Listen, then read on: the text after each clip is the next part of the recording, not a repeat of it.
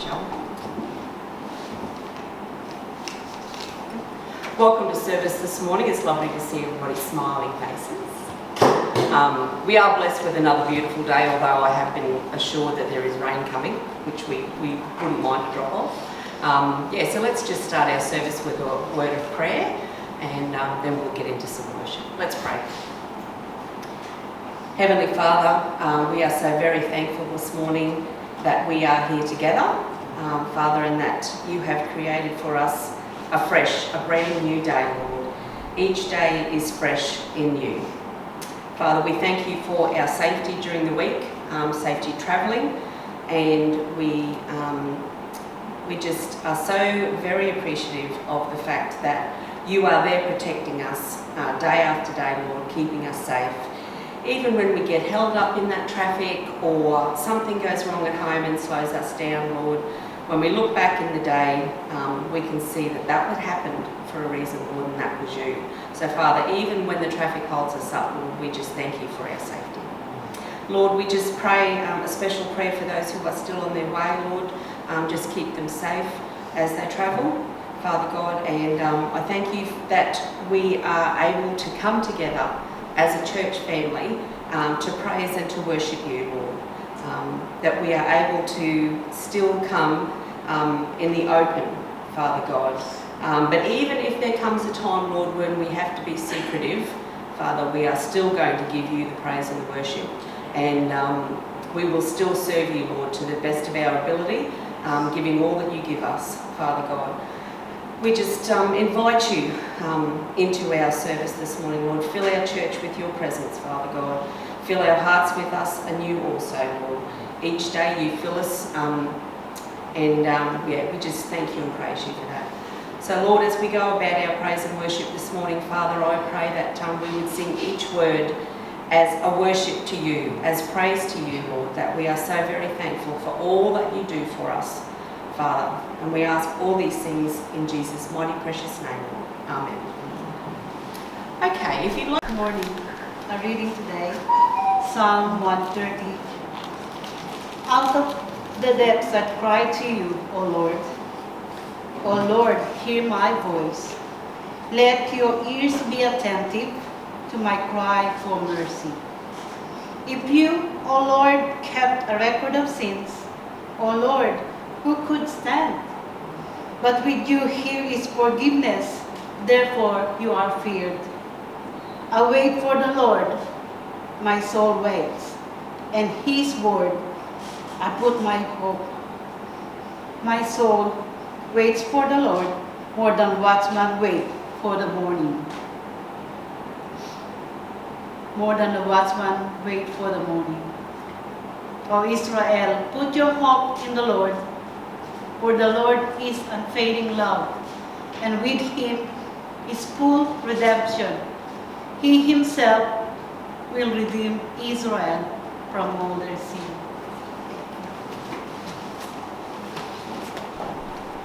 Pleased to be here. You were talking about your schools and being able to talk in schools. You're so blessed. Unfortunately, in my community, I have gone to the Christian schools and they will not allow me to speak. So you really have a gift. Fight for it, keep it, don't lose it. The other thing, I don't know, you talked about the Kindred brothers and it made me think of something. Did anybody remember the movie War Room? Yeah. Oh, I loved it. There's a spot in there that just caught my attention, and I'm going to share it for those who didn't, and for those who did, you got to bear with me. But this lady is, she's been there in this house for years. She and her husband, she has a little war room in the closet where she keeps all her prayers, and she closes the door, goes in there, and uses it as a prayer room so she's not distracted by anyone. Well, time's getting along now, and she's getting older, and she's decided she has to sell this precious house. So she gets a hold of a realtor, and the realtor comes to her home to assess the value of the home and all that, and goes on. So they're sitting at the kitchen table, and the lady's asking her questions about this room and that room, and while she said, "Would you like a cup of coffee?" And the real estate lady said, "I'd love one, thank you." So the lady goes into the kitchen and she's working and she said, "Oh, by the way, are you a Christian?" And the realtor said, "Yes, I am." "Oh, wonderful. What church do you go to?" And she names the name of this church and she said, "But we don't go too often. We go when it's convenient." And the little lady said, "Oh, that's too bad."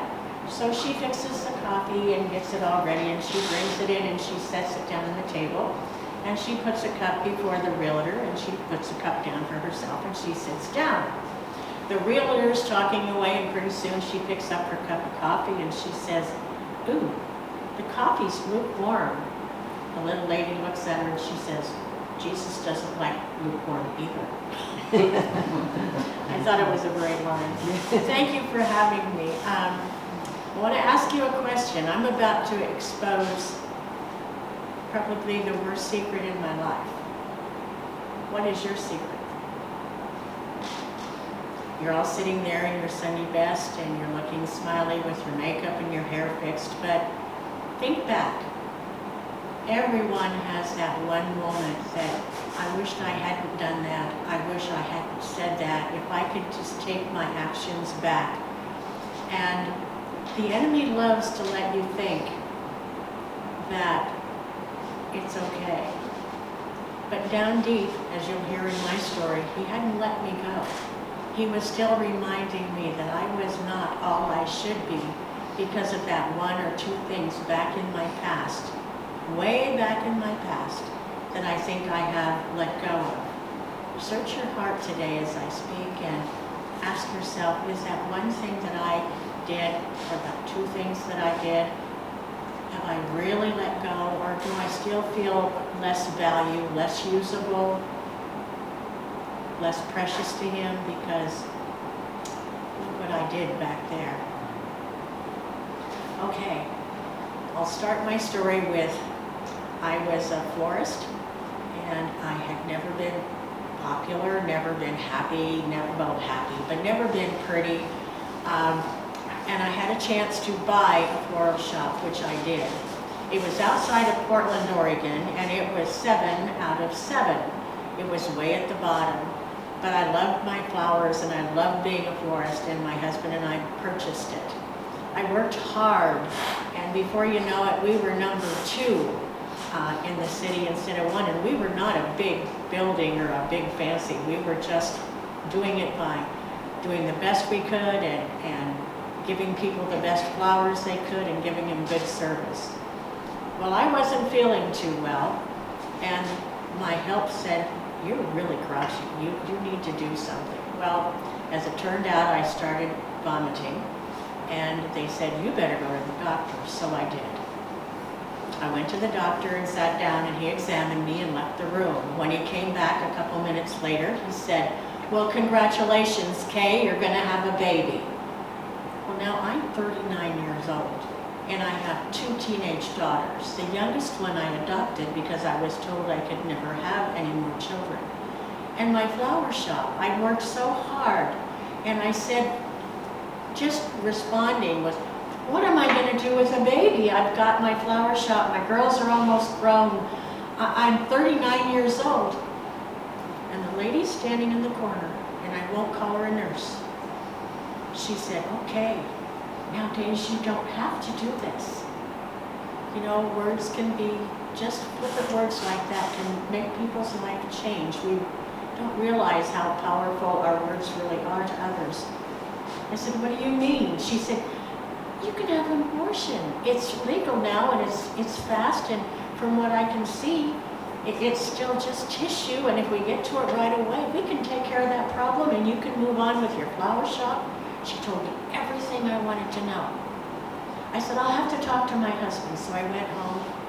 He at first wasn't real pleased about it, but the more he thought about it, he was a truck driver and gone a lot, and I was running the shop, and who was going to do it? So we decided we would do it. So I called and made 2 appointments with the abortionist, not a doctor. Doctors don't kill. Doctors take care of people.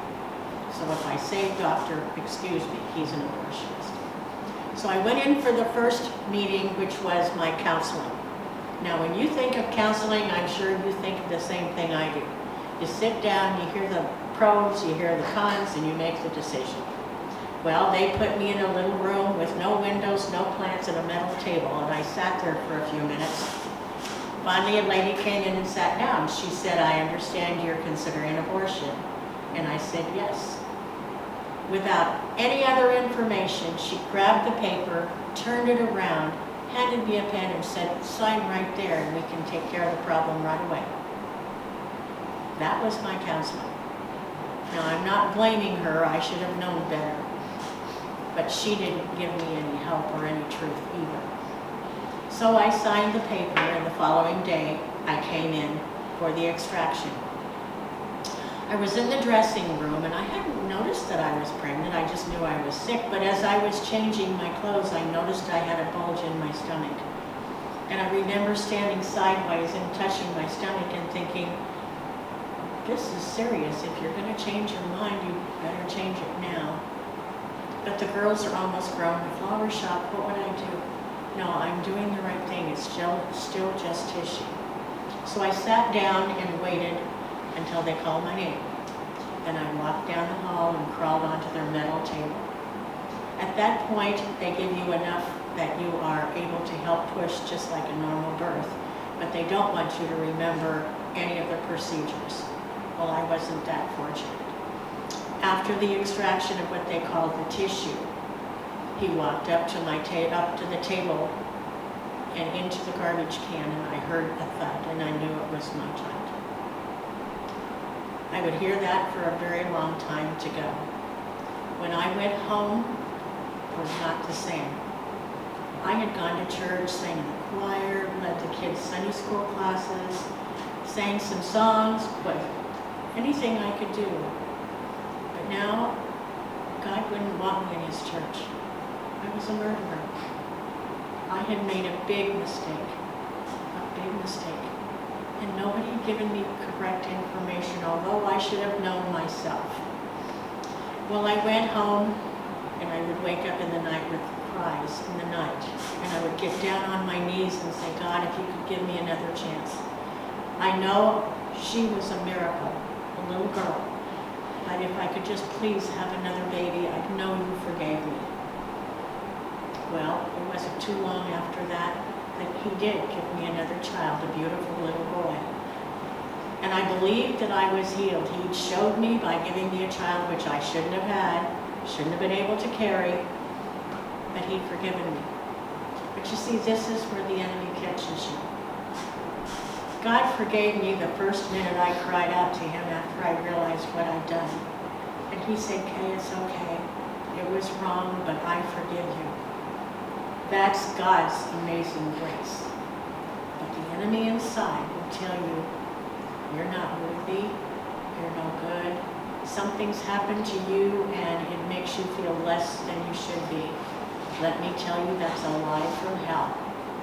There is nothing that can happen to you or that has been done to me or that I did that makes me any less. I'm a child of God. But you see, I didn't see that. I thought I was unworthy, so I quit going to church because God wouldn't want murderers, number one. Number two, I got a crowd of people around me that would be understanding should it slip. I did the wrong thing again. I turned away from the only help and the easy help that was just waiting there for me to ask, but I didn't ask. So it was several years later, and things weren't any better. I'd forgotten all about God. I'd forgotten about this. I just raised my son as best I could, like I promised God.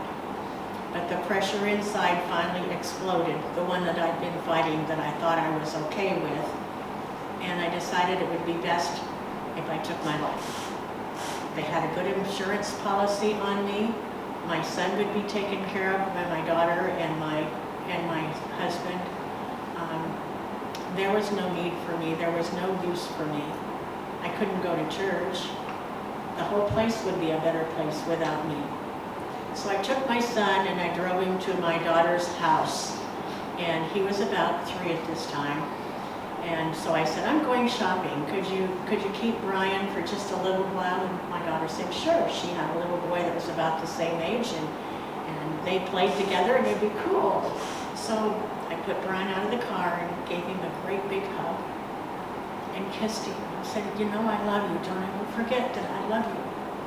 And he said, yeah, Mommy, see you later. And I said, okay. And as I drove down the road, I looked back and he said, bye, Mommy, bye, Mommy. And then he ran to play. And I thought even he would be better off than to be around somebody like me.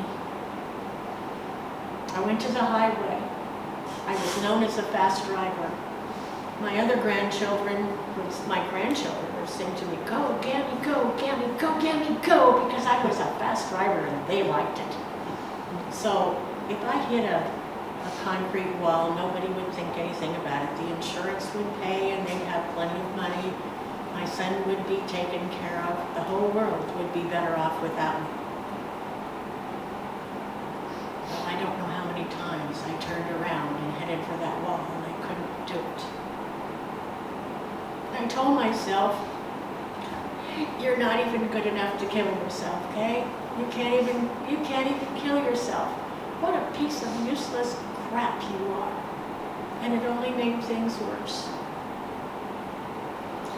Well, I was working at a bank. U.S. bank wouldn't mean anything to you. I was working at a bank, and it was several years down the road, and I had let my girls kind of go their way, because how can you love two girls and not love the one who destroyed? So I was at work one day, and all of a sudden I broke into tears and I just fell apart. I had a nervous breakdown right there. I locked my desk up and I walked to my boss and I said, I gotta go home. She was writing and she looked up to ask why, and she just looked at me and said, you go home, Kay. Call me in a couple days. So I got in the car and drove home, and as I drove home, I knew I needed help. I knew this was, I was at a breaking point. I can't kill myself. I don't want to, what am I going to do?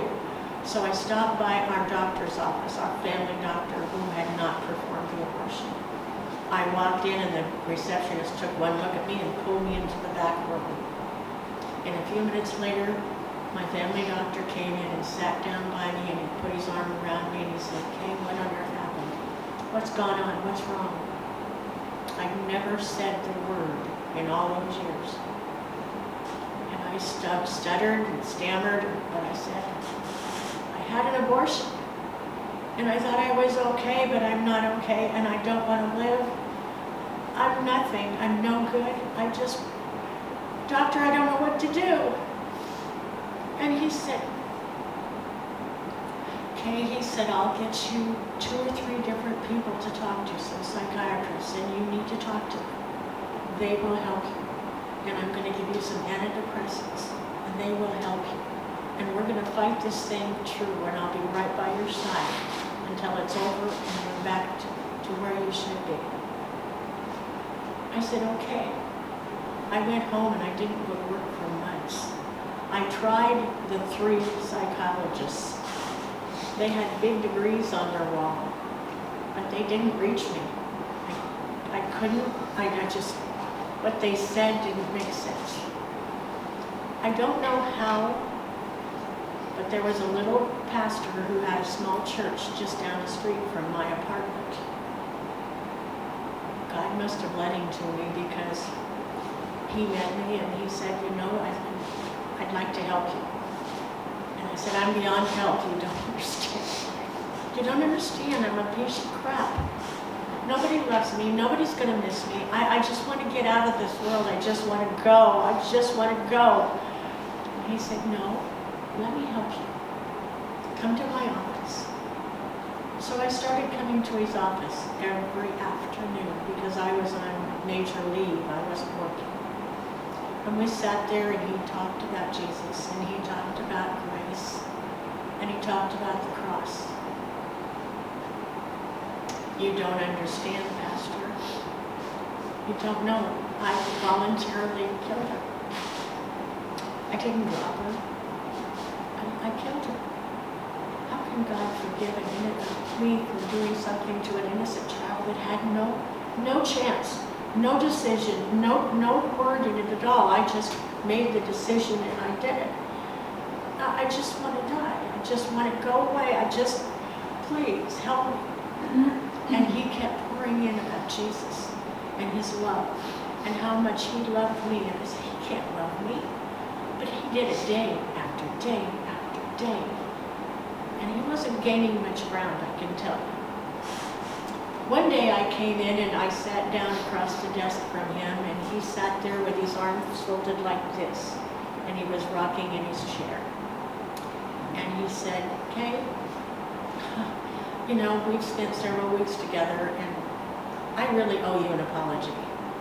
I said, why do you owe me an apology?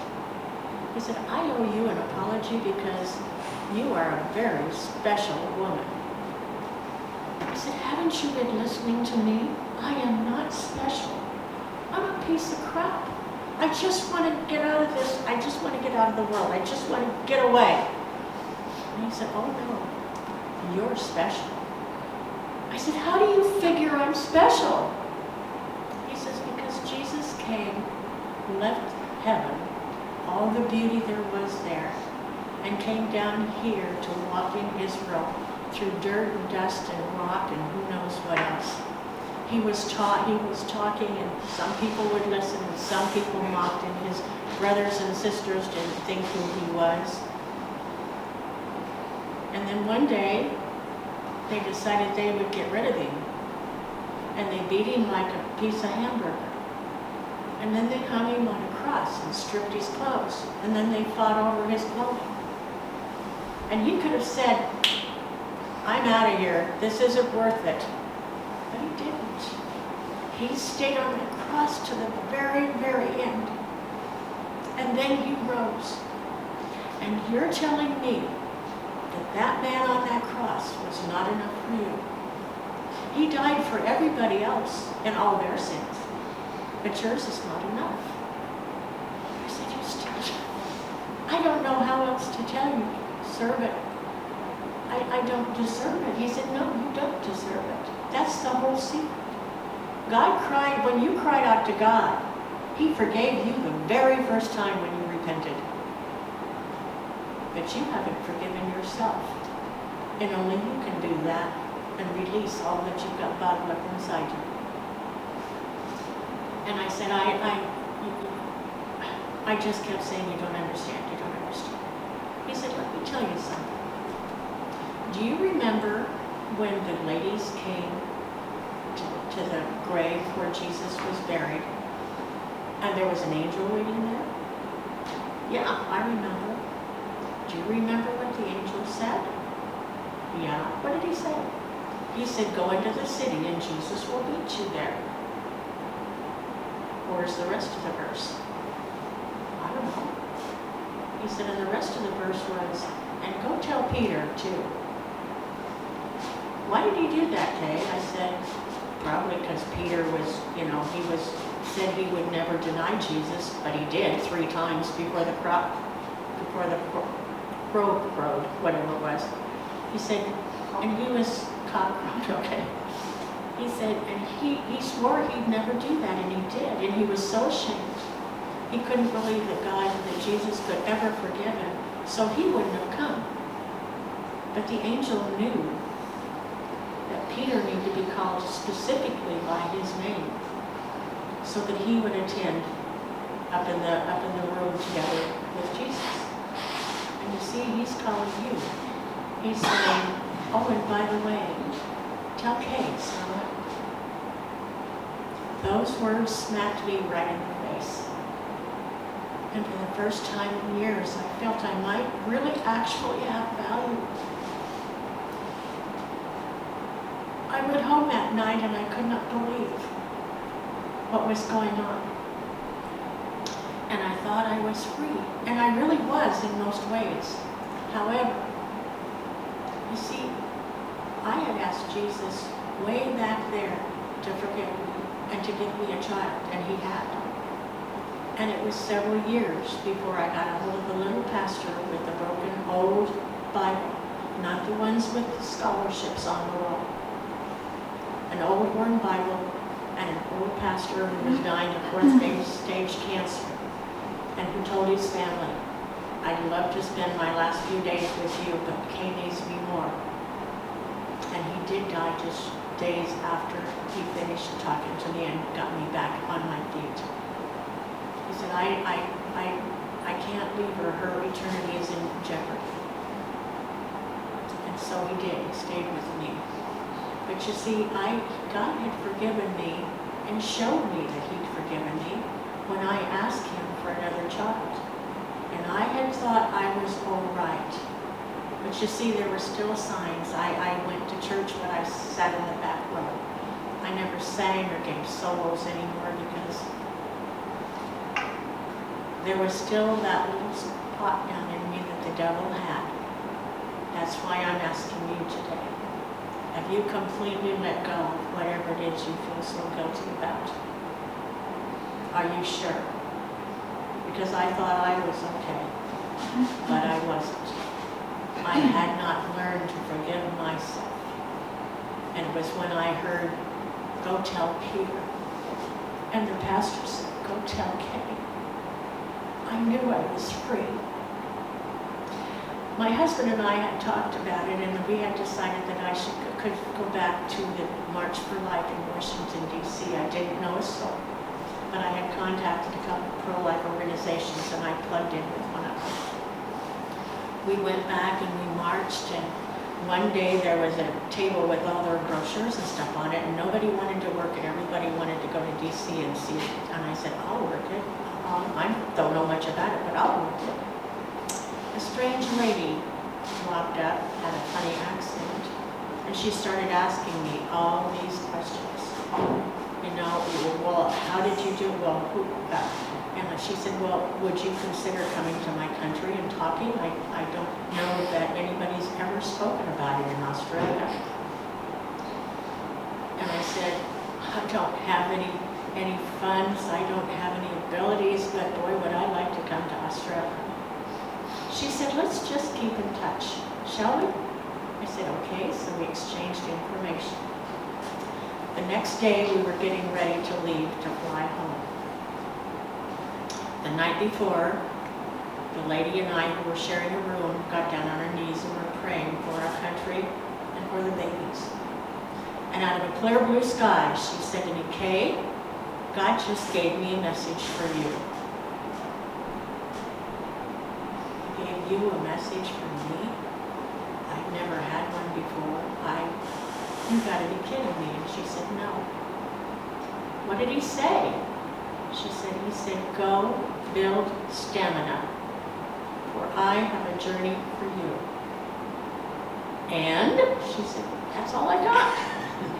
I said, "Oh my gosh, I talked to a lady from Australia." "Well, I don't know, but that's what he told me." So the next day, getting ready to go on the plane to come home. I'm carrying a sign. There's nobody that I know that's speaking out in my state at that time, and so I wanted one of the signs that said, "I regret my abortion." So I'm carrying it through Ronald Reagan Airport, if you can imagine the looks I got. And I finally got to my gate. When I got to my gate, there was 2 nuns and several, well, probably 15 or more, 13, 12-year-old kids that they had brought to the march.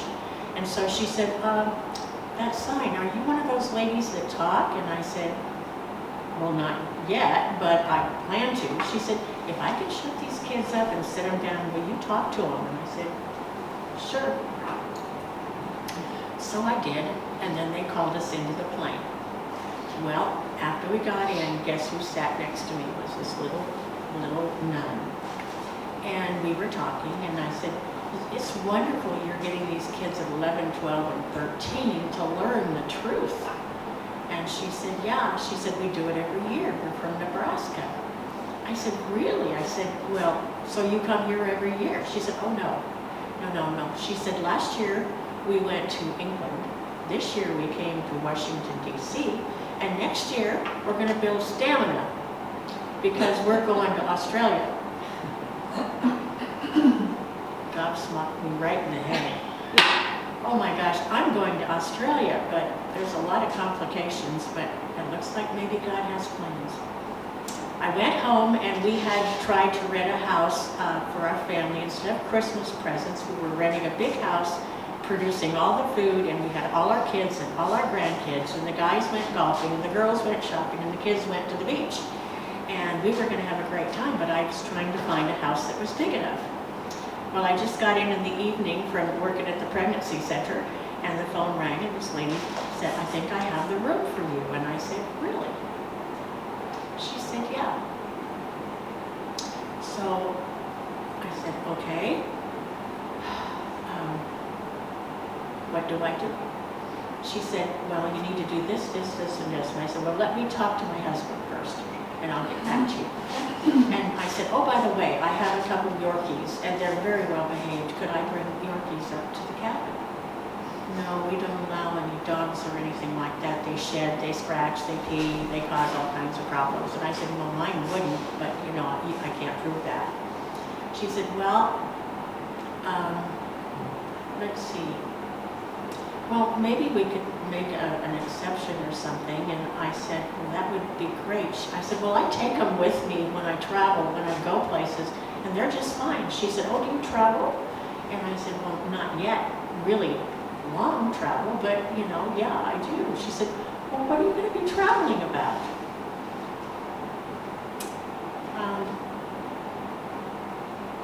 I'm going to be talking about abortion.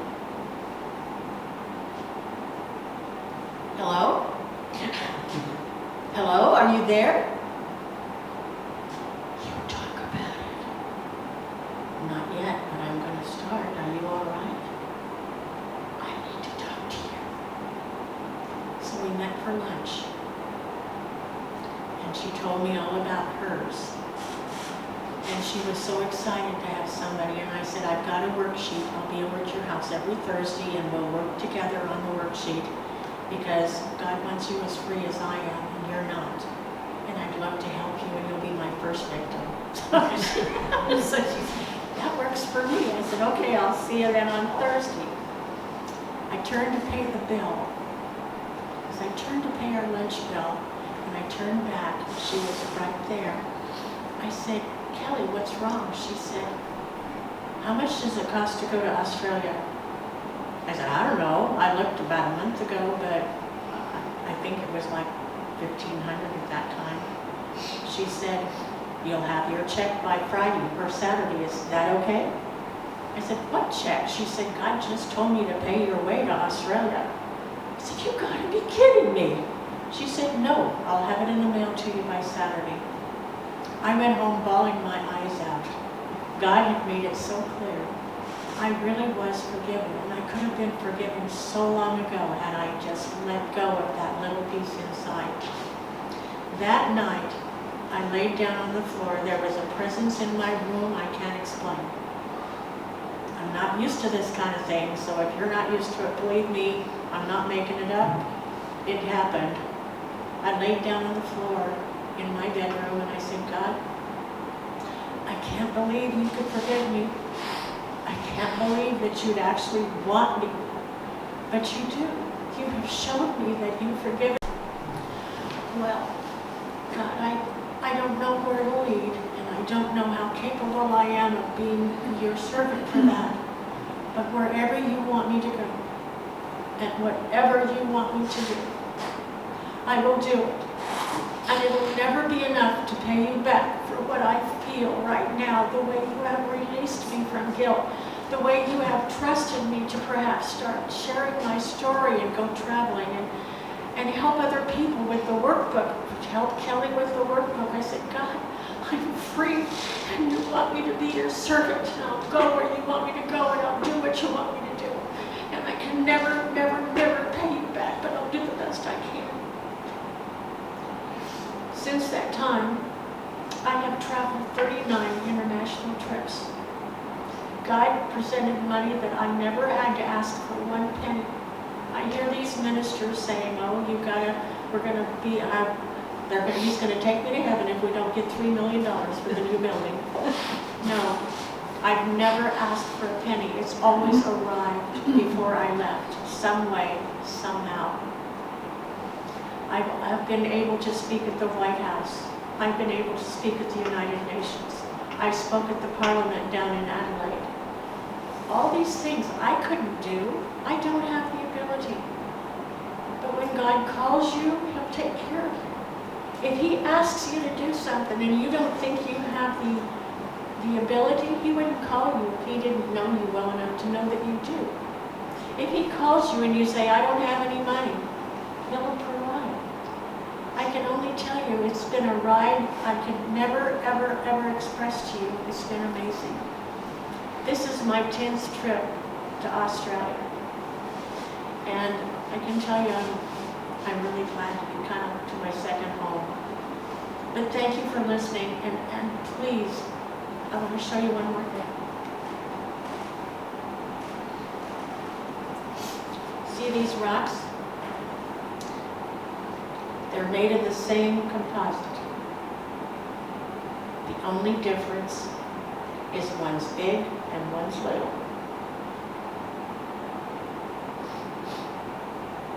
Big, little. Our sins we put in a category of, well, that's a big sin. Well, this is just a little one. I've read the Bible through many times. And if you can find the verse that says, this is a big sin, so you can't be forgiven, or you're going to struggle, or I'm going to make you pay. Or this is just an itty-bitty one. I lied on my taxes, I shorted somebody at the store, something. But you see, it's composed of the same thing. And God's word says He cannot stand what? Sin. And sin is big, and sin is little. We have categorized it that way because you throw this rock in the water, and you get a big splash. And you throw this rock in the water, and you get a little ripple. But God doesn't say anything about big ripples and little ripples. Sin is made of the same thing, big or little, just like the rock is made of the same thing, big or little. But what He does say is, I cannot abide sin. And what He can do is help you feel who you are. If you feel like you're nothing, if something has happened to you, or if somebody's done something to you, or if you've done something to yourself where you feel like, I am not worthy, I am not what I used to be, I'm not as good as I should be, nobody should like me, I don't want anybody to know what's going on. Let me just tell you right now, Jesus is telling you, get rid of that attitude. You are special. You are His child. He sent His Son to die so that you and I could live a life like I'm living right now. And maybe someday, whatever you've done or whatever's happened to you, you need to get help to be sure that you are healed. And when you are, maybe He will call you as well to speak out to help someone else who's still hurting. God bless you. Thank you very much.